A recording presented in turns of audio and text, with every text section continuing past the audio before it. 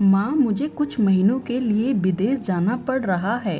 तेरे रहने का इंतज़ाम मैंने वृद्ध आश्रम में करवा दिया है। तकरीबन 30 साल अविवाहित डॉक्टर संदीप ने देर रात घर में घुसते ही अपने माँ से कहा। तब माँ बोली, बेटा तेरा विदेश जाना ज़रूरी है क्या? माँ की आवाज़ में चिंता और घबराहट साफ झलक रही थी। तब डॉक्टर संदीप बोला, माँ मुझे इंग्लैंड जाकर कुछ रिसर्च करनी है।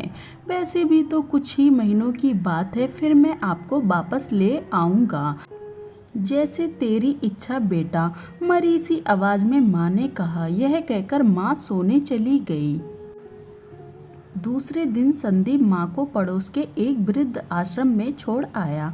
वृद्ध आश्रम में आने पर शुरू में हर व्यक्ति के चेहरे पर जिंदगी के प्रति हास्यता और निराशा साफ झलकती थी, लेकिन जानकी देवी जी के चेहरे पर वृद्ध आश्रम में रहने के बावजूद कोई शिकन तक भी नहीं थी। एक दिन आश्रम में कुछ बुजुर्ग आपस में बात कर रहे थे। उनमें से 3-4 महिला भी थीं। उनमें से एक महिला बोली, डॉक्टर का कोई सगा संबंधी नहीं था जो इन्हें अपनी माँ को यहाँ छोड़ गया। तब वहाँ बैठी एक महिला बोली, जानकी देवी जी के पति की मौत जवानी में ही हो गई थी। तब संदीप करीब 5 साल का था। तब पति की मौत के बाद जानकी देवी जी का उसके बेटे को रहने और खाने के लाले पड़ गए थे। तब किसी भी रिश्तेदार ने उनकी कोई मदद नहीं की थी। जानकी देवी जी ने दूसरों के घर में झाड़ू पोछा करके अपने बेटे संदीप को पढ़ाया लिखाया। संदीप भी पढ़ने लिखने में बहुत होशियार था, तभी तो डॉक्टर बन गया।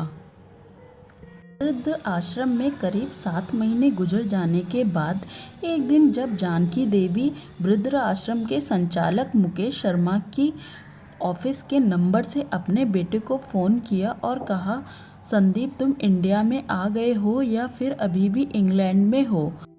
संदीप का जवाब आता था, माँ मैं अभी भी इंग्लैंड में ही हूँ। अब तो जानकी देवी जी का जब भी 3-4 महीने में फ़ोन करती थी तो संदीप का एक ही जवाब आता था कि माँ मैं अभी भी यहीं हूँ। जब भी मैं अपने देश वापस आऊँगा तो मैं आपको बता दूँगा। इस तरह समय गुजरता गया और 2 साल गुजर गए। अब तो वृद्ध आश्रम के लोग भी कहने लगे कि देखो कैसा चालाक बेटा निकला, कितने धोखे से अपनी माँ को यहाँ छोड़कर चला गया। तभी आश्रम का एक अन्य बुजुर्ग बोलता है, मुझे तो नहीं लगता कि डॉक्टर कोई विदेश गया होगा। वह तो बुढ़िया से छुटकारा पाना चाह रहा था। तभी किसी और एक बुजुर्ग ने कहा, मगर वह तो शादीशुदा नहीं था, फिर कोई गर्लफ्रेंड होगी जिसने कहा होगा पहले अपनी माँ को अलग रहने का इंतज़ाम करो, तभी मैं तुमसे शादी करूँगी। 2 साल आश्रम में रहने के बाद जानकी देवी जी को अपनी नियति का पता चल गया। बेटे का गम उन्हें अंदर ही अंदर खाने लगा। पूरी तरह टूट गईं। 2 साल आश्रम में रहने के बाद एक दिन जानकी देवी जी की मौत हो गई।